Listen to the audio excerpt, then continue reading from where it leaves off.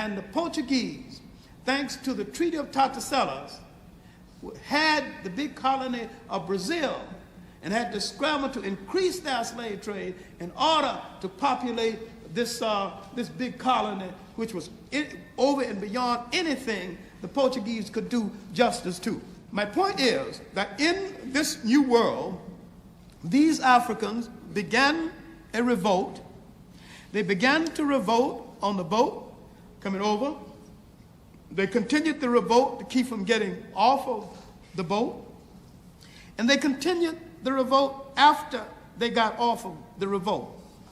And the one thing which would facilitate the revolts of the African in South America and in the West Indies was African cultural continuity. It is the loyalty system and the institution that produced loyalty system that holds the people together.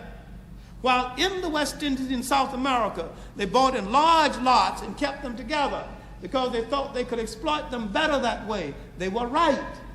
But the one thing they forgot is that they could revolt better that way.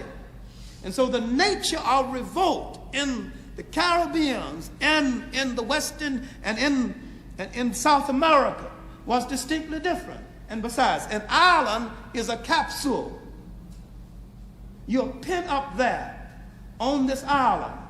And culture can be contained better on an island than in places where you have so much land mass to dissipate people, physically, and to also dissipate their culture. And besides, by buying in large lots, most of the slaves in the Caribbean came from the same general area within Africa and could speak the same basic African language and could maintain the drum language, which was the key to the success of the Haitian Revolution. Now, in the 1660s, these revolts began to develop in Jamaica, especially in Jamaica, not in Haiti right now. The revolts in Cuba in the 1500s, as early as 1522, a slave revolt in Cuba.